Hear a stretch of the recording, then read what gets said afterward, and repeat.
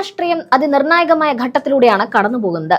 ഭരണ തുടർച്ച നേടുവാൻ CPM രണ്ടും കെട്ട കളികൾക്ക് ഇറങ്ങുന്നതിന് നമ്മൾ സാക്ഷ്യം വഹിക്കുകയാണ്.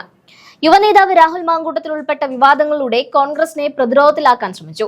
മണിക്കൂറുകൾ നീണ്ട ചർച്ചകൾക്കൊടുവിൽ മാങ്കൂട്ടം വിഷയത്തിൽ മാതൃകാപരമായ ഒരു തീരുമാനമെടുക്കാൻ കോൺഗ്രസിന് സാധിച്ചു. അതോടെ ആ നീക്കം പാളി. തൊട്ടു പിന്നാലെയാണ് പ്രതിപക്ഷ നേതാവ് VD സതീശനെതിരെ പുനർജനി കേസ് ഉയർത്തിക്കൊണ്ടുവന്നത്. എന്നാൽ അതും നനഞ്ഞ പടക്കം പോലെ ചീറ്റിപ്പോകുന്ന കാഴ്ചയാണ് കേരളം കണ്ടത്. ഇത്തരം ഓരോ നീക്കങ്ങളും കോൺഗ്രസിനെ തളർത്തുന്നതിന് പകരം കൂടുതൽ കരുത്തോടെ മുന്നോട്ട് വരാനുള്ള ഊർജ്ജമായി മാറുകയായിരുന്നു. വെള്ളത്തിൽ വരച്ച വര പോലെ ഭരണകൂടം മെനഞ്ഞ തന്ത്രങ്ങളെല്ലാം അപ്രസക്തമായി മാറുന്ന കാഴ്ചയാണ് നാം കാണുന്നത്. ഇന്ന് കോൺഗ്രസ് എത്തി നിൽക്കുന്നത് സ്ഥാനാർത്ഥി നിർണയത്തിന്റെ ആദ്യഘട്ട ചർച്ചകളിലാണ്. അതും മുൻപെന്നത്തെക്കാളും വേഗതയിൽ. സാധാരണ നിലയിൽ തെരഞ്ഞെടുപ്പിന് തൊട്ടടുത്ത് മാത്രം നടക്കുന്ന സ്ഥാനാർത്ഥി ചർച്ചകൾ ഇത്തവണ മാസങ്ങൾക്ക് മുൻപേ ആരംഭിച്ചു എന്നത് തന്നെ പാർട്ടിയുടെ ആത്മവിശ്വാസം വെളിപ്പെടുത്തുന്നു.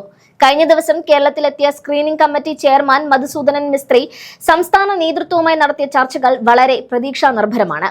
ജനുവരി 23 ഡൽഹിയിൽ നടക്കുന്ന നിർണായകമായ ഹൈക്കമാൻഡ് ചർച്ചകൾക്ക് ശേഷം സ്ക്രീനിംഗ് കമ്മിറ്റി വീണ്ടും കേരളത്തിലെത്തും. ഇതോടെ സ്ഥാനാർത്ഥി നിർണയത്തിനുള്ള സ്ക്രീനിംഗ് നടപടികൾക്ക് വേഗത കൂടും. സ്ഥാനാർത്ഥി നിർണയത്തിൽ ഇത്തവണ ചില ശാസ്ത്രീയമായ സമീപനങ്ങളാണ് പാർട്ടി സ്വീകരിക്കുന്നത്. സംവരണ മണ്ഡലങ്ങളിലും കോൺഗ്രസിന്റെ ഉറച്ച കോട്ടകളിലും ആദ്യമേ തന്നെ സ്ഥാനാർത്ഥികളെ പ്രഖ്യാപിക്കാനാണ് ഹൈക്കമാൻഡ് നീക്കം. ഇത് സ്ഥാനാർത്ഥികൾക്ക് മണ്ഡലത്തിൽ കൂടുതൽ സമയം ചിലവഴിക്കാനും താഴെത്തട്ടിലുള്ള പ്രവർത്തനങ്ങൾ ഏകോപിപ്പിക്കാനും സഹായിക്കും. കഴിഞ്ഞ തവണ ചെറിയ വോട്ടുകൾക്ക് പരാജയപ്പെട്ട മണ്ഡലങ്ങൾ, കോൺഗ്രസിന് വിജയസാധ്യത കൂടുതലുള്ള മണ്ഡലങ്ങൾ എന്നിങ്ങനെ തരംതിരിച്ച് പ്രത്യേക പഠനങ്ങൾ നടക്കുന്നുണ്ട്. സിറ്റിംഗ് MPമാർ നിയമസഭയിലേക്ക് മത്സരിക്കുമോ എന്ന കാര്യത്തിൽ മാത്രമാണ് ഇപ്പോൾ ചെറിയൊരു ആശയക്കുഴപ്പം നിലനിൽക്കുന്നത്.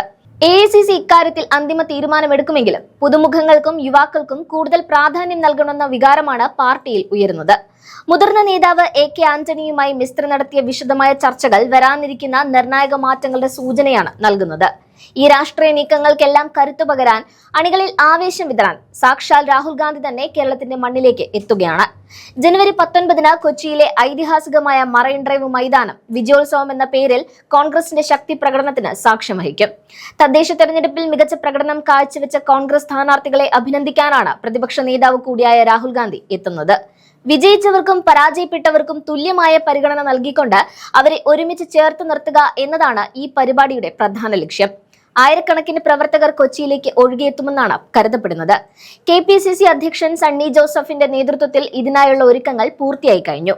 ഭരണവിരുദ്ധ വികാരം കേരളത്തിൽ ശക്തമാണെന്ന് കോൺഗ്രസ് വിശ്വസിക്കുന്നു. സർക്കാരിന്റെ സാമ്പത്തിക പ്രതിസന്ധിയും അഴിമതി ആരോപണങ്ങളും ജനങ്ങൾക്കിടയിൽ വലിയ ചർച്ചയാണ്.